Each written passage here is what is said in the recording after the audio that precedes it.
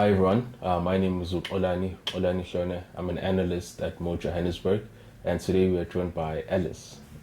Hi everyone, I'm Alice Weng. I'm a first year audit trainee at Moore Johannesburg. So I am originally from Taiwan. I moved here when I was 12. I still remember very clearly that it was just one day my parents like, okay, we're sending you off to South Africa so that you can learn English. I'm like, okay, cool. And I also remember that when I was a grade 6 in primary school, I just saw these two people, this couple that came to school, and I was like, wait, they look familiar. And then they're like, oh yeah, we're just here to get your report in English so that we can apply for you to go to school in South Africa. I was like, oh, okay. And yeah, when I first came here, I went to international school, and I was welcomed by my aunt's family.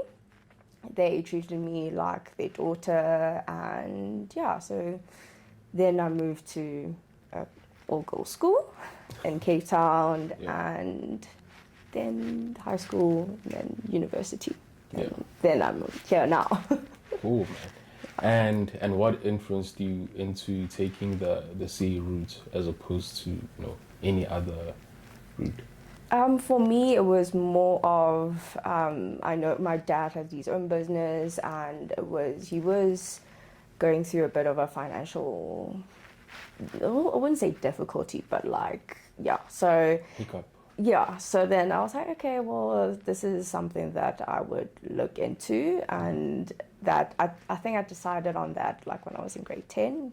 Wow. And I've stuck through it ever since then. Yeah. But yeah. And the journey to qualifying, how's that been? I would say it wasn't a smooth road. I know there are a lot of people that was like a smooth sailing for them. With me, it was studying wise. I had a few hiccups, and actually starting an article as well. Yeah. So with studying, I've failed a couple of courses, and I didn't pass CTA the first time. Yeah. And with starting articles with South Africans, like Home Affairs, it wasn't easy as well. I didn't have the correct visa to do that, so that's why I'm only first year. Can you please explain the process that you have to undergo from as an international student or an international having to register into or for articles? So with us, I think back in 2022, I believe, a friend of mine actually managed to get a critical skills visa because being a CA is listed as one of the critical skills. And he did get a visa, well, 2-year visa with that, and he was doing his article, and I was like, okay, cool. Like, I apply a year after him, and they rejected my visa, and they said that because I don't have the experience. And in my head, I was like, but in order for us to have the experience, we need to do our articles. So it's sort of like a dilemma. Like, do you have, like, you need to have experience first in order to get the visa, but like, in order to have the visa, you need to have the experience. So like, is it the chicken first or the egg first kind of situation? Looking back, in retrospect, what lessons did you pick up just from, you pursuing what you're pursuing and having these delays? For me, I think the biggest lesson that I took from this was that don't let anyone tell you what to do. Because even during my studying, I have family members telling me, like, you failed, and like, are you sure this is what you want to do? And then I said to them, yes, this is like, I want to do this. This is the deal, sort of the deal that I made with myself. This is what I started. I want to be able to finish it. And I was called stubborn. I was called that, I'm not thinking right. But I said to them, no, like, I've already come this far. Yeah. Come this far. It's like maybe third year into studying, but And that as well. yeah. So I was like, no, like I want to finish this. I'm not a person that sort of just give up like that. Yeah. So that's the biggest lesson, that don't let anyone tell you what to do. Yeah. If you really set a goal for yourself, Yeah. you stick it out, and don't let any failure, any hiccups tell you to do otherwise. And then, like, in terms of studies, so you're saying art schools is the last step. Have you done your CTA, ITC, APC? So where are you in that process? So I've completed CTA and ITC in 2023. And right now I'm just first year articles, and then I'm doing APC next year. Yeah. And then I'll be done. Okay. And what made you choose Moore Johannesburg as a training office? So I actually chose Moore Cape Town first, Okay. because I was based in Cape Town, and because of my husband's work, we moved to Joburg, and I did explore other options, but for me, I think Moore's always been the one. It started when I was at university. For me, I think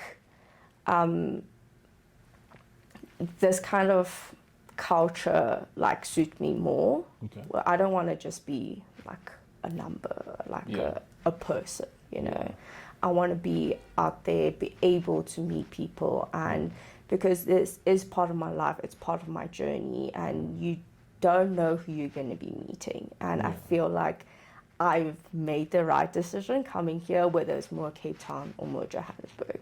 Yeah. I feel like Moore has always been the one for me. Yeah. And so when I moved to Joburg, I was like, okay, let me reach out to Moore, and there were a couple of Moores. But Moore Johannesburg was the one for me. Yeah. No, nice, man. And since you've been here, from your perspective, what have you learned so far? Because it's gonna be about a year, towards the end of this year. Yes. Yeah. What have you learned from a professional stance, and just from a personal stance? So, personal stance wise, I feel like you mustn't. Okay, for me, I think right now it's because I was a first year, and then I didn't join the company at I wouldn't say right time, but it was just a weird time that I joined. So I started in November. Okay. So it's not I didn't start with the other trainees. So I walked in knowing nobody. And I feel like everyone just welcomed me. Yeah. And walking in there, not knowing what to expect and what to do, I was told, okay, you mustn't be afraid to ask any questions. And that's what I did. And up until this day, I'm still asking questions. I was first year in, I'm still asking questions. And then I feel like there are always going to be something out there that I don't know. Yeah. And I must just, open my mouth and ask someone that, okay, I think this person knows, let me go ask this person. Yeah. Or you mustn't just be like, okay, I'm asking one person and I'm sticking to that, because everyone have, let's say, different opinions, they have different ways of seeing things, and so given that you grew up in Taiwan, you bring a different perspective to the company, and Moore Johannesburg is big on, not following the standard traditional route, but just being different in the way that we approach things. So how have you sort of expressed that within the context of the job that you do? So with me, because I speak Mandarin fluently, I can understand it, I can read it, I can write it. I've had clients that sort of was difficult for them to speak English. So I was there to help them translate and helping the manager for that audit, just translating into Mandarin for them and sort of doing a translator job, and also having an understanding of audit. I'm able to help the client and help us to do the job that we need to do. Because I think for the client, it gives them a comfort of, okay, there is someone there that understands them, more of language-wise, instead of, just them sitting in there and having that barrier and sort of not knowing what to do and not understanding each other. And I think that helps the audit go a lot smoother. So yeah. Oh, and nice. people were shocked that they didn't know that I can actually read it, write it, and speak it. So when I had to do that, they were pretty impressed that I could do that. Nice, man. So just as a practical thing, how would you say I love Moore Johannesburg in Mandarin? Okay, so it's war. War means I, and I means love. So it's war I, Moore Johannesburg. War I, Moore Johannesburg. Yes, that's right. Oh, thank you, Alice. Yep. And from your perspective, what's the ideal candidate, to do their training here at Moore? Just based on your experience. Yeah. I feel like if you are, like I said, an open person, and there isn't going to be one person that is like, perfect.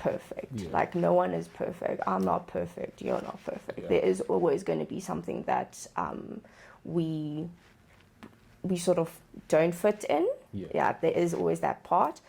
But I think that if, in general, if you're hardworking, if you are open, if you are open to new ideas, new people, you will generally just fit in with more. Like there are so many different culture-wise, it's, how do I say it? it's an all-rounded. At Moore. Yeah.